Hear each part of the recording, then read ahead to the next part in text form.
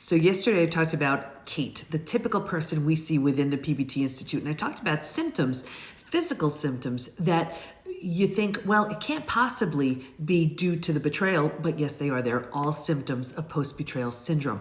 Here are two more. So one could be hormonal issues, right? And all of a sudden someone's in like perimenopause or and they're like, what? Where did this come from? And because of that, they're exhausted, weight changes, cycle changes. And yes, age has something to do with it, but so often this is driven by the stress of the betrayal. And those symptoms can make you feel crazy.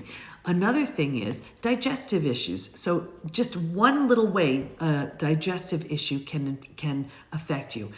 Because of the stress of the betrayal, now you're not, let's say, digesting protein the way you need to.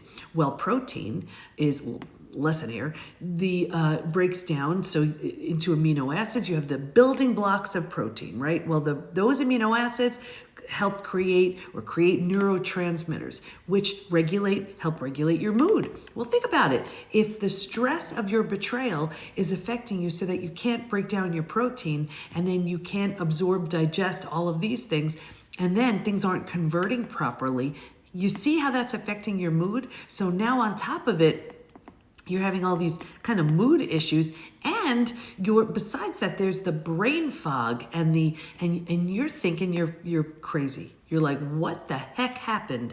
Where I had it so together, and now it's like I'm leaving. I'm forgetting where I put my keys. I'm driving past the exit that I've gone to all the time. What's happening? And now you start really freaking yourself out because you're thinking, oh my gosh, is this like early onset dementia or whatever? And you start diagnosing yourself into all these things. And really what it is an accumulation of so many physical, mental, and emotional symptoms driven by the stress of the unhealed betrayal. So you know what I think? Get to the root of it, because that's where it started. That's where it needs to heal. Follow for more.